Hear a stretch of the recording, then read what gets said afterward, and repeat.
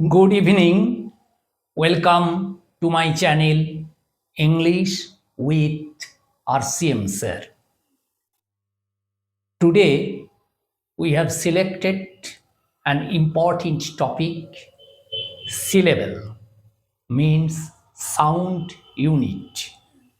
আমরা day to day লাইফে অনেক ইংলিশ ওয়ার্ড রয়েছে এবং লং ওয়ার্ড পার্টিকুলারলি যেগুলো উচ্চারণ করতে আমাদের একটু অসুবিধে হয় বা হোঁচট খেতে হয়, সেই জন্য এই সিলেবেলটা জানা খুবই দরকার।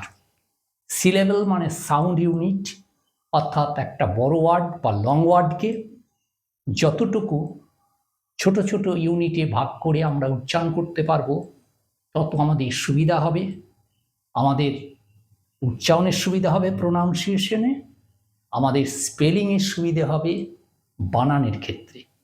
তাই আজকে যে টপিক সেটা হলো খুব ইন্টারেস্টিং এবং ইম্পর্টেন্ট টপিক, সিলেবেল মানে সাউন্ড ইউনিট।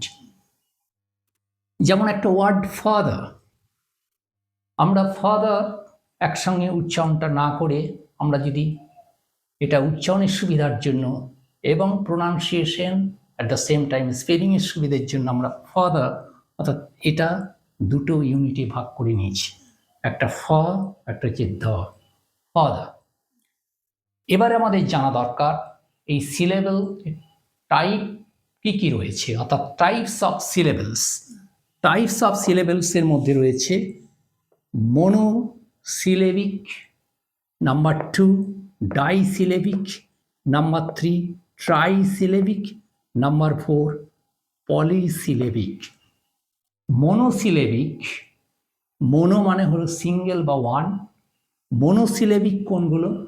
যে ওয়ার্ডগুলোতে কোনো রকম পজ থাকবে না, অর্থাৎ কোনো রকম বিরতি থাকবে না, অর্থাৎ ইউনিটে ভাগ করতে হবে না, সেগুলো হচ্ছে মোনোসিলেবিক। যেমন pen, den, hen, cat, bat, hat, pot, ink, এরকম। Number 2 disyllabic. ডাই মানে হলো 2 বা 2। আমরা এখানে একবার থামবো, অর্থাৎ পজ নেব এবং দুটো ইউনিট এটা ভাগ হয়ে যাবে, সেটাই হচ্ছে ডাইসিলেবিক ওয়ার্ড। যেমন ইঙ্ক পট, ইঙ্ক একটা এবং পট আর একটা। ওকে। নাম্বার 3 রয়েছে ট্রাইসিলেবিক। ট্রাইসিলেবিক ওয়ার্ড কোনগুলো? যেগুলোতে আমরা 3টে ইউনিটে ভাগ করে নেব এবং দুবার আমরা পজ দেব। যেমন বিউটিফুল, বিউটিফুল 3টে ইউনিটে ভাগ হয়ে গেল, আমরা দুবার থামলাম অর্থাৎ পজ নিলাম, অর্থাৎ বিউটিফুল, এভাবে হলো। Number 4 polysyllabic. পলি মানে হলো মেনি, অনেক, অর্থাৎ বেশ কয়েকবার আমাদের এখানে থেমে থেমে বললে, অর্থাৎ ইউনিটে ভাগ করলে প্রোনাউন্সিয়েশনেরও সুবিধা হয়, স্পেলিংয়ের ক্ষেত্রেও সুবিধা হয়। যেমন একটা ওয়ার্ড নিয়েছি ইন্ডাস্ট্রিয়ালাইজেশন। ইন্ডাস্ট্রিয়ালাইজেশন কীভাবে ভাগ করেছি? ইন্ডাস্ট্রিয়ালাইজেশন। কতগুলো হলো? 1 2 3 4 5 6, অর্থাৎ অনেকগুলো হয়ে গেল। এটাই হচ্ছে পলিসিলেবিক ওয়ার্ড, এটাই হচ্ছে পলিসিলেবিক ওয়ার্ড।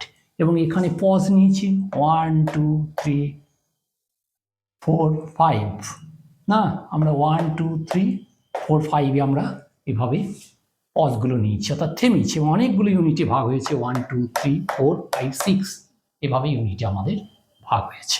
এটা হচ্ছে polysyllabic word. So that's the end of today's topic, very important topic and interesting topic, syllable or sound unit. So please subscribe, share and like my channel. See you again in the next year with new important and interesting topic. Till then, goodbye to all.